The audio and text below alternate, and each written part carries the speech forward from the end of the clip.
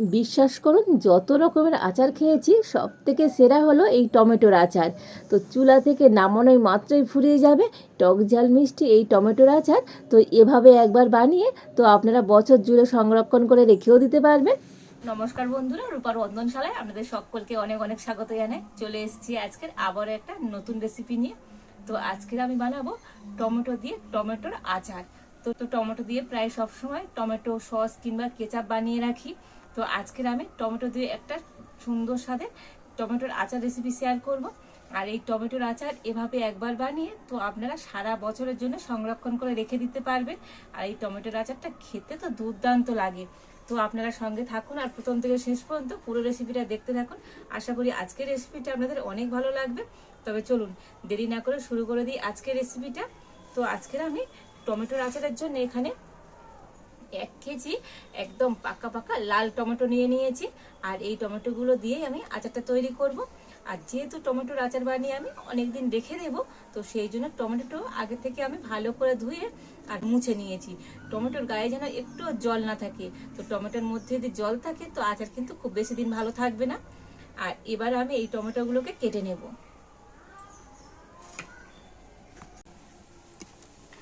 টমেটোর আচারের জন্য টমেটোগুলোকে একটু এরকম পাকা দেখে নেবেন। তো দেখুন একেবারে লাল টকটক করছে, কত সুন্দর টমেটোগুলোর কালার দেখুন। প্রত্যেকটা টমেটো একেবারে লাল টকটকে। তো এই রকম টমেটো নিয়ে আচার করলে আচারটা খেতে অনেক বেশি ভালো লাগবে। আর এবারে দেখুন টমেটোটা আমি কিভাবে কেটে নিচ্ছি। তো প্রথমে আমি মাঝখান থেকে এইভাবে করে নিলাম, আবার আমি এর মাঝখান থেকে কেটে নেব। আর এবার আমি সবগুলোকে ধরে এইভাবে একটা কেটে নেব। তো দেখুন টমেটোগুলো আমি এইরকম ভাবে কেটে নিচ্ছি।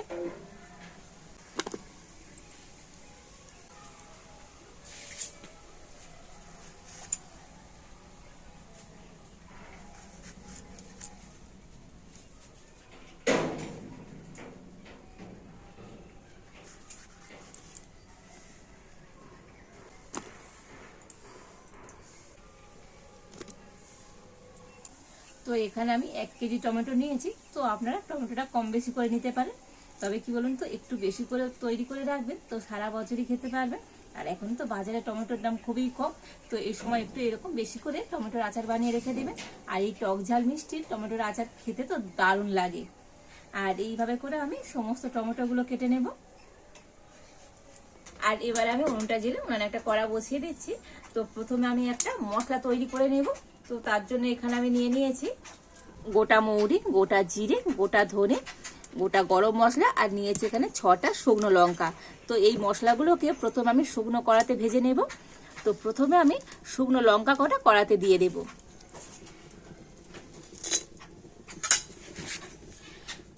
যেহেতু লঙ্কা ভাজতে একটু সময় লাগে, তো সেই জন্য লঙ্কা কটা আগে ভেজে নিতে হবে একটু।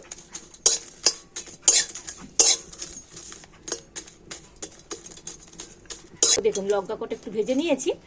আর এবারে আমি এই সমস্ত মশলাগুলো দিয়ে দেব।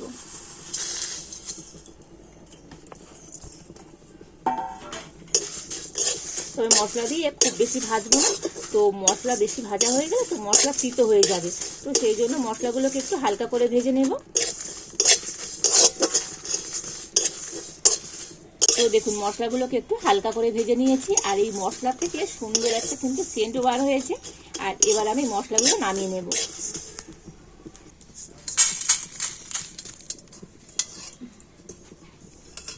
আর এবারে মশলাগুলোকে তো একটু ঠান্ডা করে নিয়েছি। আর এই মশলাগুলোকে এখন আমি গুঁড়ো করে নেব। তো আমি শিলের মধ্যে মশলাগুলো নিয়ে নিচ্ছি। আর এই শুকনো লঙ্কার মোটাগুলো এবারে ছাড়িয়ে ফেলে দেব।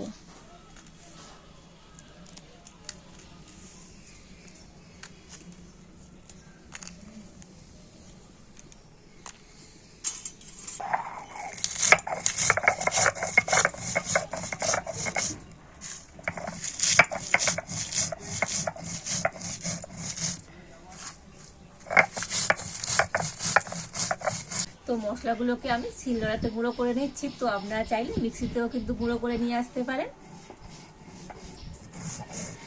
তো তো দেখুন মশলাগুলো গুঁড়ো করে নিয়েছি, তবে কিন্তু একেবারে মিহি গুঁড়ো করে নিই। তো দেখুন একটু দানা দানা রয়েছে, তো এইভাবে করে মশলাটাকে গুঁড়ো করে নিতে হবে। আর এবার আমি মশলাটা একটা বাটিতে করে নিয়ে নেব।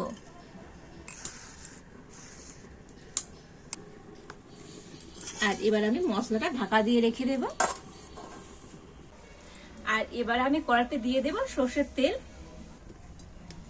তো 2 চামচ সর্ষের তেল আমি কড়াইতে দিয়ে দিলাম। তো তেলটা গরম করে নিয়েছি আর কড়ার চারিদিকে একটু ভালো করে ছড়িয়ে দিলাম। দিয়ে দেব 4টে শুকনো লঙ্কা, 2টো তেজপাতা, আর দিয়ে দিচ্ছি 1 চামচ 5 ফোড়ন। তো সমস্ত মশলাগুলো একটু ভেজে নেব। তো যখন মশলা থেকে একটা সুন্দর গন্ধ বার হবে আর মশলাগুলো একটু লাল লালও হয়ে যাবে, তখন আমি দিয়ে দেব টমেটো।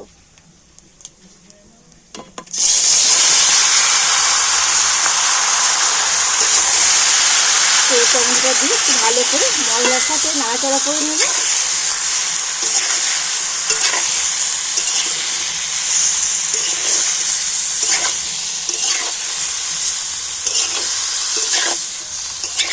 তো দেখুন টমেটোটা বেশ কিছুক্ষণ নাড়াচাড়া করে নিয়েছি আর টমেটো থেকে অনেকটাই জলও বার হয়ে গিয়েছে দেখুন।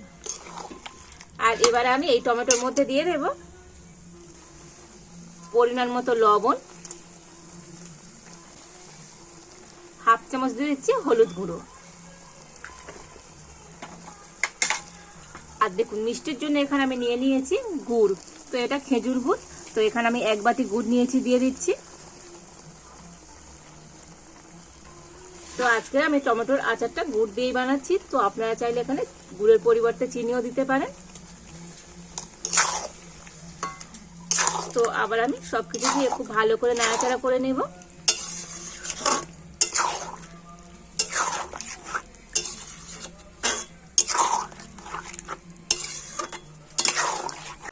তবে এই আচারের মধ্যে একটু জল দেওয়া যাবে না, জল দিলে তো আচার বেশি দিন ভালো থাকবে না।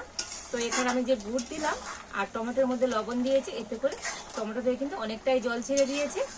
আর আজকে আমি টমেটোর আচারটা একটু টক মিষ্টি করার জন্য তো এখানে আমি নিয়ে নিয়েছি কিছুটা পরিমাণে পাকা তেঁতুল। তো দিয়ে দেব। তো টমেটো কিন্তু মিষ্টিই ছিল, তো সেই জন্য টক মিষ্টি বানানোর জন্য আমি এখানে পাকা তেঁতুল দিয়ে দিলাম। তো আপনারা যদি মাত্র মিষ্টি আচার পছন্দ করেন তো তেঁতুলটা নাও দিতে পারেন। আর দেখুন টমেটো থেকে কতটা জল বার হয়েছে দেখুন। তো এইভাবে নেড়ে ছেড়ে জলটাকে কিন্তু একটু শুকনো করে নিতে হবে। তো এই টমেটোর আচার তো আপনারা কিভাবে দীর্ঘদিন ভালো রাখবেন, তার জন্য এই আচারের মধ্যে দিয়ে দিতে হবে ভিনিগার। তো একটু ভিনিগার দিলে তো আচার কিন্তু অনেক দিন ভালো থাকে। তো এই ঢাকার আমি 2 ঢাকা ভিনিগার দিয়ে দেবো। তো খুব বেশি দেবার দরকার নেই, এইরকম 2 ঢাকা দিলেই হয়ে যাবে। তো ভিনিগারটা দিয়ে আবার একটু কিন্তু ভালো করে মিশিয়ে নেব। আর দেখুন আচারটা আগের থেকে কিন্তু অনেকটাই শুকনো হয়ে গিয়েছে, তবে আমি আরো একটু শুকনো করে নেব। তো আচার যত শুকনো করা হবে তো তত বেশি দিন কিন্তু ভালো থাকবে। তো সব শেষে ভাজা মশলাটা দিয়ে দিতে হবে। তো যে মশলাটা আমি ভেজে গুঁড়ো করে রেখেছিলাম তো দিয়ে দেব। তো দেখুন এখানে 1 চামচ ভাজা মশলা দিয়ে দিচ্ছে। তো ভাজা মশলা দিয়ে আবার একটু সবকিছু ভালো করে নাড়াচাড়া করে নেব।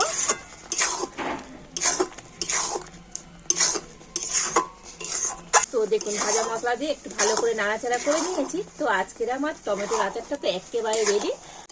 আর দেখুন আজকের এই টমেটোর আচারটা কতটা সুন্দর হয়েছে, একেবারে লাল টকটক করছে, দেখতে কত সুন্দর লাগছে দেখুন। তবে আমি আর বেশি ফোটাবো না, এবারে নামিয়ে নেব, কেননা এটা ঠান্ডা হয়ে গেলে তো আরো অনেকটাই ঘন হয়ে যাবে। কতটা লোভনীয় হয়েছে আজকের এই টমেটোর আচারটা, দেখেই মুখে জল চলে আসবে।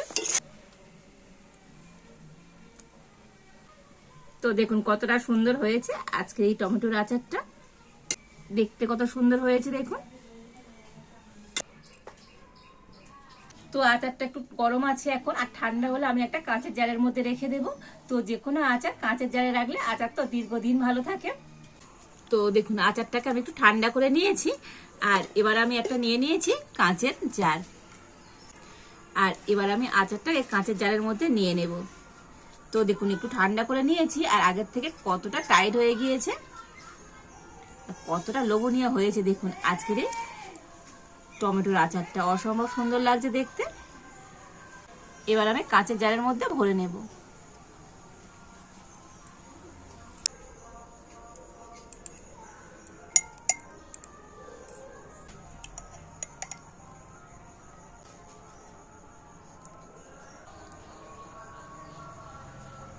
তো দেখুন আচারটা আমি কাঁচের জারের মধ্যে ভরে নিয়েছি, তবে ভিতরে একটু খালি আছে, এইভাবে করে দিলে কাঁচের জারটা কিন্তু ভরে যাবে। আর এবার আমি ঢাকা দিয়ে দেব। তো এভাবে করে রাখলে আচারটা দীর্ঘদিন ভালো থাকবে। তো কতটা লোভনীয় হয়েছে আজকের আমাদের টমেটোর আচারটা, অসম্ভব সুন্দর হয়েছে। তো বন্ধুরা আজকের আমার এই টমেটোর আচারের রেসিপিটা আপনাদের কেমন লাগলো তো অবশ্যই কমেন্ট করে জানাবেন। ভালো লাগলে লাইক শেয়ার সাবস্ক্রাইব করবেন। আজ এই পর্যন্ত, আপনারা ভালো থাকুন, সুস্থ থাকুন। দেখা হচ্ছে নতুন কোনো একটা রেসিপি নিয়ে।